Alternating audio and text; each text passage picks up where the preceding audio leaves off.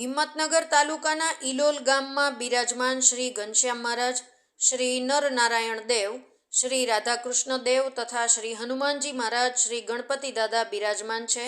તો તેમના 30 વર્ષ પૂરા થતાં દશાબ્દી મહોત્સવનું કાનડા ગામ નજીક ઇલોલ દાવડ રોડ ઉપર આયોજન કરવામાં આવ્યું છે.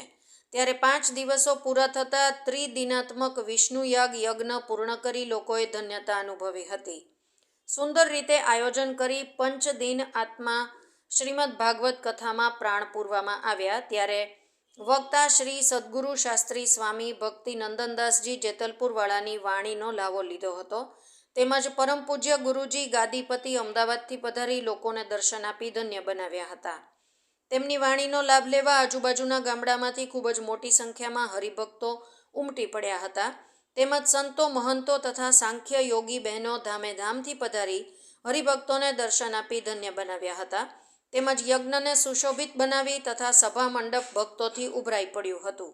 ભોજન મહાપ્રસાદ લઈ ભક્તો પાવન થઈ રહ્યા છે. તેમજ આ ધરતીને પાવન કરી આ પંચદિન મહોત્સવને સફળ બનાવવા આખું ગામ સ્વામિનારાયણના રંગે રંગાઈ ગયું હતું.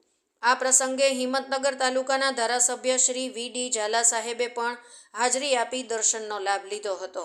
આ માટે રાત દિવસ અથાગ પ્રયત્નો કરી કોઈપણ જાતની ચિંતા કર્યા વગર ખૂબ જ મોટો ભાગ ભજવ્યો છે તેવા મંદિરના કોઠારી પટેલ કિરીટભાઈ તથા જયદેવસિંહ ઝાલા તથા રણવીરસિંહ સોલંકી તેમજ સમગ્ર યુવક મંડળે ખૂબ મહેનત કરી ઉત્સવને સફળ બનાવ્યો હતો.